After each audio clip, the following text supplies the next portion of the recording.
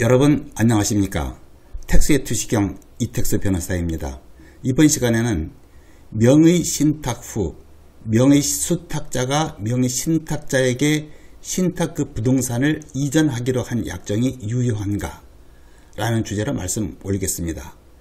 이번 시간의 주제는 다소 복잡하니까 좀 집중하셔서 들어주시기 바랍니다. 부동산 실명법에서 명의신탁은 원칙적으로 무효라고 단언했습니다. 다만 부동산 실명법은 세 가지 예외, 즉 배우자 간, 종중부동산, 종교재산 중 일정한 경우에는 명의신탁이 불법이 아니라고 했는데 이 세 가지 예외에 해당하지 않으면 무효이기 때문에 수탁자는 원칙적으로 신탁자에게 그 부동산을 돌려줘야 합니다. 그리고 명의신탁이 이루어진 이후에 제3자가 수탁자로부터 취득한 경우 부동산 실명법은 거래의 안전을 보호하기 위하여 그 제3자는 선의 악의를 불문하고 보호된다고 했습니다. 명의신탁에 있어서는 명의신탁 이후 신탁자가 소유권을 회복할 수 있느냐, 회복할 수 있다면 어떠한 법적 구제 수단이 있느냐가 핵심 쟁점입니다.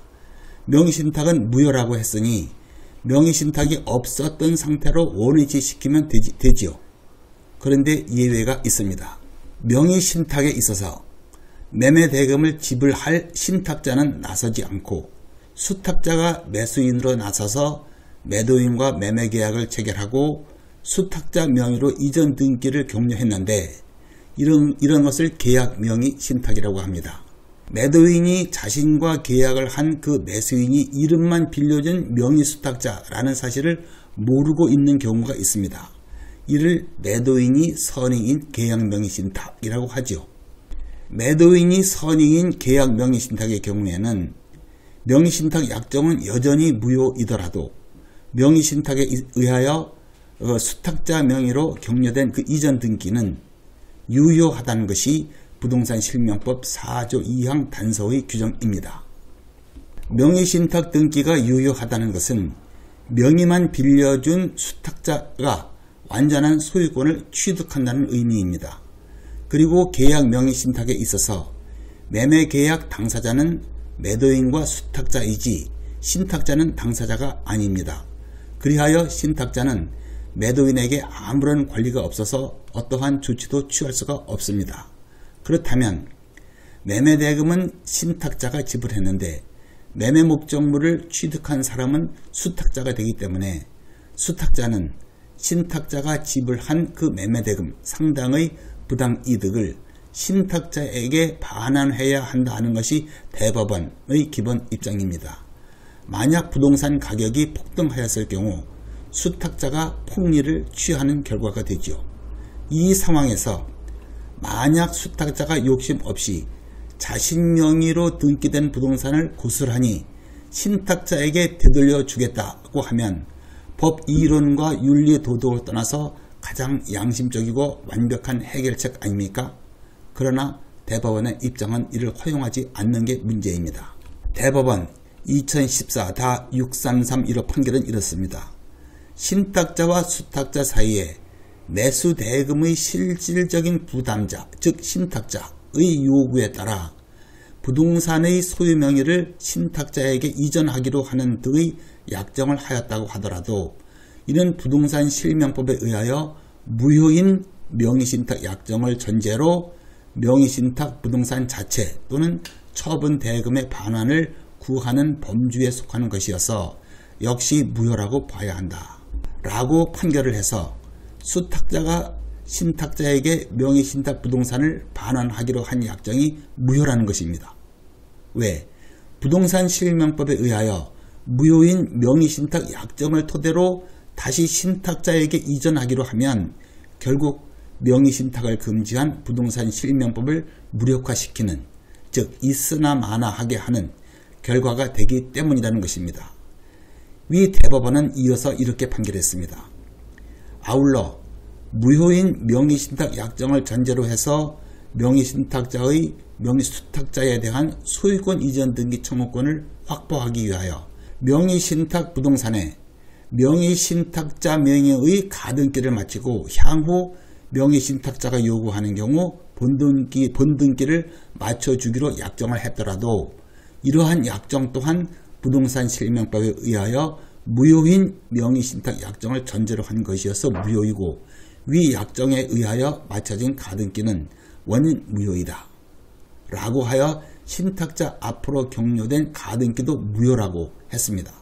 그리고 또 이어서 명의신탁자가 명의신탁 약정과는 별개의 적법한 원인에 기하여 명의수탁자에 대하여 소유권 이전 등기 청구권을 가지게 되었다고 하더라도 이를 보전하기 위하여 신탁자 명의가 아닌 제3자 명의로 가등기를 마친 경우 위 가등기는 명의신탁자와 제3자 사이의 또 다른 명의신탁 약정에 기하여 맞춰진 것으로서 약정의 무효로 말미암아 효력이 없다 라고 판결을 해서 신탁자가 제3자 명의로 가등기를 한 것은 명의신탁자와 제3자 사이에 또 다른 명의신탁 약정에 기한 것이어서 무효다 라는 것입니다.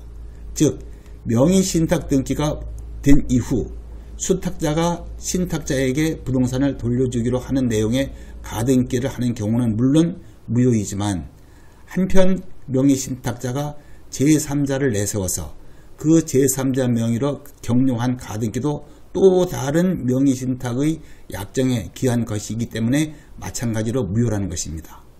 그렇기 때문에 이에 기하여 가등기에 기한 본등기를 해달라고 청구할 경우 이를 허용하지 않는다는 것입니다. 대법원이 이와 같이 해석하는 이유는 이와 같이 해석하지 않는다면 부동산 실명법이 금지하는 명의신탁을 허용하는 탈법의 결과가 되기 때문이라는 것입니다. 다시 말해서 무효인 명의신탁을 해놓고 수탁자가 오랜 시간이 지난 후 신탁자에게 이전해 주기로 약정한 것이 유효라고 하면 결국 명의신탁을 허용하는 결과가 된다는 것이죠. 그런데 여기에 문제가 있습니다. 명의신탁자가 명의수탁자로부터 소유권을 이전하기로 약정한 것을 넘어서 아예 이전 등기를 맞춰버린 경우에는 어떠하냐? 이에 대하여 대법원은 놀라운 입장을 내놨습니다. 대법원 2014-30483 판결은 이렇습니다. 명의수탁자가 완전한 소유권을 취득함을 전제로 하여 사후적으로 명의신탁자와의 사이에 부당이득금인 매수자금 반환 의무의 이행에 가름하여 명의신탁된 부동산 자체를 양도하기로 합의하고 이에 기하여 명의신탁자 앞으로 소유권 이전 등기를 맞춰준 경우에는 그 소유권 이전 등기는 새로운 소유권 이전의 원인인 대물급부의 약정에 기한 것이므로 약정이 무효인 명의신탁 약정을 명의신탁자를 위하여 사후에 보완하는 방책에 불과한 등의 다른 특별한 사정이 없는 한 유효하고 대물급부의 목적물이 원래의 명의신탁 부동산이라는 것만으로 유효성을 부인할 것은 아니다 라고 판결했습니다. 즉 수탁자가 신탁자에게 매매대금 상당의 부당이득을 반환할 채무가 있으니 대신 명의신탁 부동산을 대물로 지급한 것이니까 유효하다는 것입니다. 대법원은 단서로서 무효인 명의신탁 약정을 그 명의신탁자를 위하여 사후에 보완하는 방책에 불과한 등의 다른 특별한 사정이 없는 한 무효라는 단서를 달았는데 설령 그러한 단서의 내용이 있더라도 그게 아니라고 부인하면 그게 거짓이라는 것을 쉽게 입증할 수 있을까요? 결과적으로 수탁자가 신탁자에게 이전하기로 약정을 한 단계, 나아가 가등기를 한 단계까지는 그 약정이 무효인데 아예 이전 등기를 해버린 경우에는 그 이전 등기는 유효하다는 약간 그 이상한 결론이 되고 맙니다. 명의신탁이 무효이어서 그게 유효함을 전제로 수탁자가 신탁자에게 이전하기로 하는 약정이 무효라면 새로운 약정에 기하여 이전 등기를 아예 해버린 경우 그 이전 등기도 무효라고 봐야 일관성이 있지 않을까요?